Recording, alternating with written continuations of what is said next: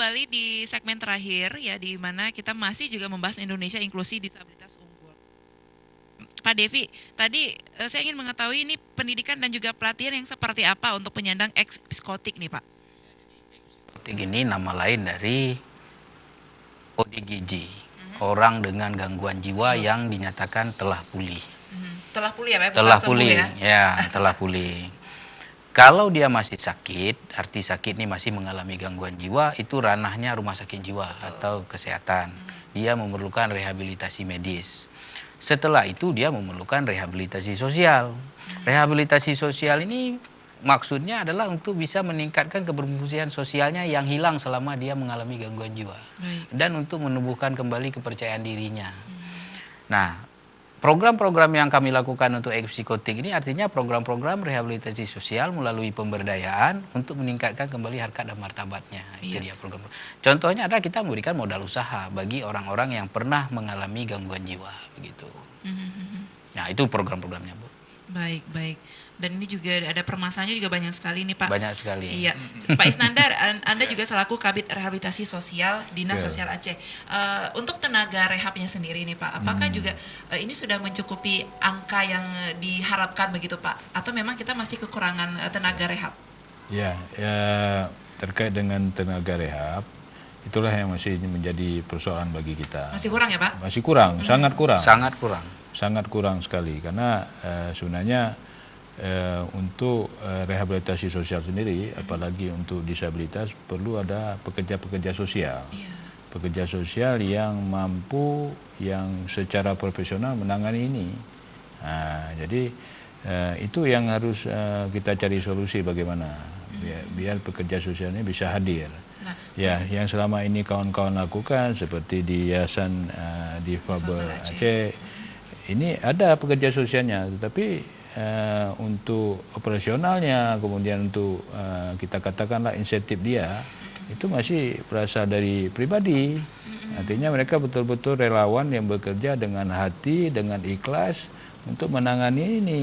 Jadi memang harus kita gugah lagi perhatian dari berbagai pihak untuk hal ini ya.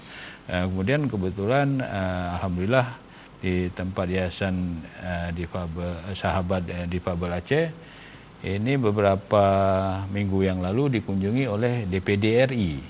DPD RI dari Komite 3 ingin melihat bagaimana penanganan yang dilakukan oleh yayasan terhadap disabilitas. Dan alhamdulillah mereka sebenarnya sudah mulai tergugah ini. Jadi ini untuk disabilitas sebenarnya sudah banyak ini perhatian dari pemerintah. Cuman kita lagi tunggu actionnya DPD RI ini gimana nih kelanjutannya terhadap disabilitas seperti itu. Oke, tapi diharapkannya memang ini bisa memberikan manfaat dan juga positif. Betul, ya, sangat betul. Ibu Nur memiliki sahabat difabel yang ada di yayasan Ibu.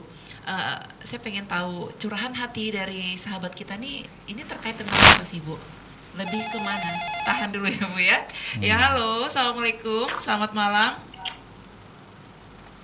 Halo, Alta. Selamat malam Pak Alta di Lampulo. Halo, Anda sudah terhubung di Studio CTV.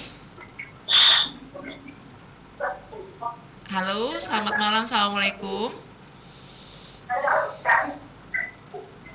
Ya, kita coba kembali boleh ya? Oke, kita putuskan dulu, ada sedikit masalah. Gangguan. Kita kembali Ibu Nur. Ini curahan hati dari sahabat difabel Aceh Bu. Terkait tentang apa? Ya, sebenarnya sahabat difabel itu sebenarnya komunitas ibu-ibu yang punya anak disabilitas. Betul. Jadi kita awalnya komunitas orang tua yang punya anak disabilitas, membentuk awalnya FKKDK namanya, Forum Komunikasi Keluarga Anak dengan Kesehatan. Kemudian kita membentuk Yayasan Sahabat Difabel Aceh tahun 2017. Nah, sebagian orang tua ini mengalami kesulitan untuk membawa anaknya terapi karena kan lokasinya jauh untuk mengakses rumah sakit. Ya, di rumah sakit gratis, tetapi kita menunggu ada proses antri. Terus kalau khusus rumah sakit ada satu rumah sakit itu kita harus daftar sekarang, belum tentu dapat bulan berikutnya, biasa sampai setahun nunggunya untuk dapat antrian dari seluruh Aceh. Oke, baik. Halo, Assalamualaikum, selamat malam. Ya, Pak Alta, bisa dikecilkan suara TV-nya Pak Alta, kita berbicara by phone. Halo. Dicoba kembali bisa ya? Oke, halo. Ya, kita putuskan. Baik, gimana Ibu Nur? Ya, jadi sebenarnya orang tua berharap jika memungkinkan ada di setiap kecamatan atau setiap puskesmas untuk tenaga terapis, tapi tidak semua puskesmas ada. Iya. Ya, tidak semua puskesmas ada di kecamatan saya tinggal aja tidak ada tenaga terapisnya. Jadi kita kemudian berinisiatif didukung oleh Kementerian Sosial sama Dinas Sosial Aceh. Kita mendapat bantuan alat terapi, kemudian kita membuka pelayanan terapi. Tinggal kami cari terapisnya yang relawan, karena kan kita ini orang tua kebanyakan ya seperti Bapak bilang dia tidak semua ekonominya sama ya. Iya, betul. Nah, dari itu awalnya, kemudian alhamdulillah kita bertahan sampai sekarang. Sekarang kan kita sudah mendampingi lebih dari 186 orang dengan disabilitas. Awalnya kita anak, sekarang kita udah disabilitas termasuk yang dewasa. Saat ini kita lagi menjalankan program ASPD, Asistensi Sosial Penyandang Disabilitas. Jadi yang tidak bisa ke yayasan, kita yang datang ke kecamatan-kecamatan itu setiap Sabtu dan Minggu. Betul. Ya, ada juga lembaga lain memberikan pinjaman mobil ya, untuk itu udah dua hari ini berjalan. Oke, kita coba kembali. Halo, Assalamualaikum, selamat malam. Halo, selamat malam Bapak Jaka. Assalamualaikum. Waalaikumsalam Pak Jaka, maaf. Silakan Pak Ya, Jaka terima punya kasih. Ibu, ini mau tanya aja soal disabilitas itu apakah termasuk apa namanya itu anak-anak seperti autis ya? Karena ada kawan ini yang menderita autis pernah cerita katanya untuk penanganan anak autis ini atau anak berkebutuhan khusus ya, katanya untuk pembinaan ataupun pelayanan kesehatannya itu mahal dan belum ada di Aceh. Apakah betul demikian dan bagaimana? Apakah sudah ada gitu di Aceh? Dan apakah betul mahal? Kalaupun memang mahal, apakah ada solusinya dari dinas sosial bagi anak-anak autis ini? Itu yang mungkin saya tanyakan. Terima kasih, Ibu. Ya, terima kasih Bapak Jaka. Ini langsung dijawab oleh Pak Devi ya, selaku Sekretaris Dinas Sosial Aceh. Bagaimana nih Pak? Ya, jadi ketika kita berbicara disabilitas autis ya, itu pemerintah Aceh sudah memiliki unit layanan khusus untuk anak-anak dengan autis. Itu di bawah Dinas Pendidikan ya.